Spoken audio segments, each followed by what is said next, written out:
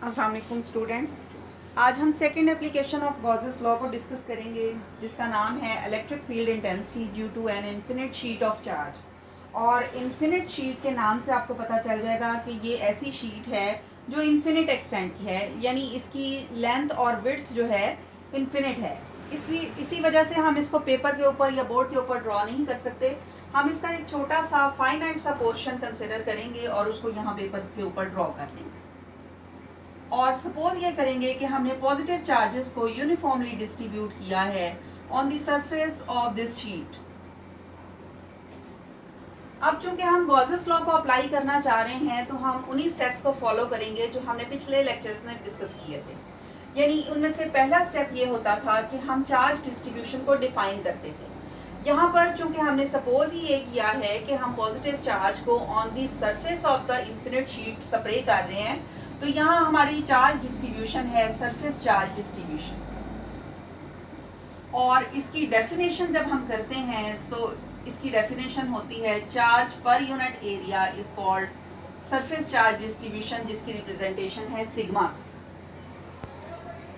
Second step हम इसमें ये करेंगे कि हम गॉसियन सरफेस को कंसिडर करेंगे और अकॉर्डिंग टू ज्योमेट्री ये गॉसियन सरफेस जो है एक सिलेंडर की फॉर्म में है और ये सिलेंडर अक्रॉस द शीट पास कर है और इसकी तीन फेसेस हैं, जिसमें से हम पहली फेस को ये प्लेन सरफेस लेंगे, सेकंड फेस ये वाली एंड फेस होगी और थर्ड फेस ये वाली एंड फेस होगी। और इनके एरियाज जो हैं वो चूंकि वेक्टर एरिया हैं तो इनके unit normal perpendicular to the face होंगे, इसका परपेंडिकुलर इधर को होगा।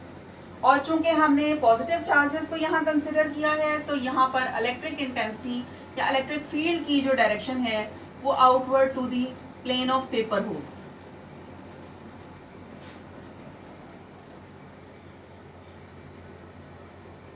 अब हम सबसे पहले ये डिसाइड करेंगे कि हमने किस पॉइंट के ऊपर इलेक्ट्रिक फील्ड इंटेंसिटी को कैलकुलेट करना है। तो लेट अस सपोज कि यहाँ पर इस एंड फेस के ऊपर P पॉइंट मौजूद है जिसके ऊपर हम इलेक्ट्रिक इंटेंसिटी को कैलकुलेट करना चाहते हैं। और जो शर्त हमने लगाई थी कि गॉसियन सरफेस को जो कि सिलेंडर की फॉर्म में है इसको पास करना चाहिए इस पॉइंट P से, यानी P इस सरफेस के अंदर ही कहीं होना चाहिए। अब हम बारी बारी तीनों एंड फेसेस के ऊपर जो फ्लक्स की वैल्यू है उसको कैलकुलेट करेंगे। यानी हमने टोटल इलेक्ट्रिक फ्लक्स को कैलकुलेट करना है जो कि एंड फेस 1, 2 और 3 की कॉन्ट्रीब्यूशंस की वजह से है। क्योंकि इस फ्लक्स की डेफिनेशन EA होती है या E.A आप कह लें।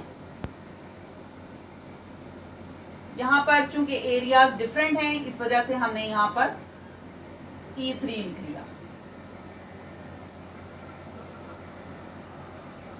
डॉट प्रोडक्ट की value EA1 cos of theta 1 होगी, EA2 cos of theta 2 and EA3 cos of theta 3। अब बारी बारी हम इन एंड फेसेस के ऊपर थीटा की वैल्यू को डिस्कस करेंगे। जो फर्स्ट फेस है उस पे A और E आपस में परपेंडिकुलर हैं, यानी थीटा की वैल्यू है 90 डिग्री और cos ऑफ 90 इक्वल टू 0 होता है।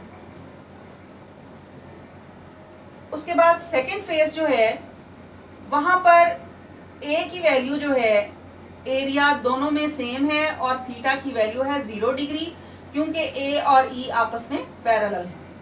और cos ऑफ 0 डिग्री होता है इक्वल टू 1, इसलिए इसकी वैल्यू आ गई EA आपके पास। और cos ऑफ थीटा 3 जो है यहाँ पर भी 0 का एंगल बन रहा है E और A के दरमियान, तो इसकी वैल्यू भी EA होगी। यानी टोटल इलेक्ट्रिक फ्लक्स आपके पास तीनों फेसेस की कंट्रीब्यूशन की वजह से 2EA के इक्वल आ गया।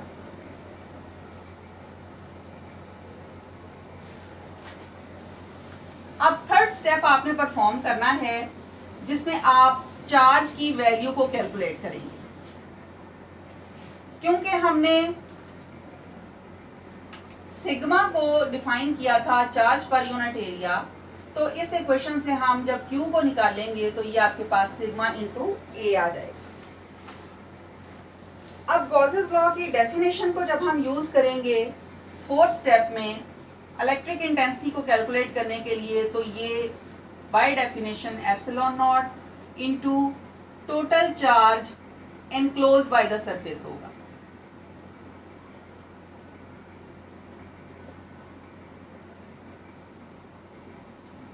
और ये चार्ज जो है ये हमने इस इक्वेशन से निकाला है, तो यहाँ हम सिग्मा इंटू ए पुट कर दें।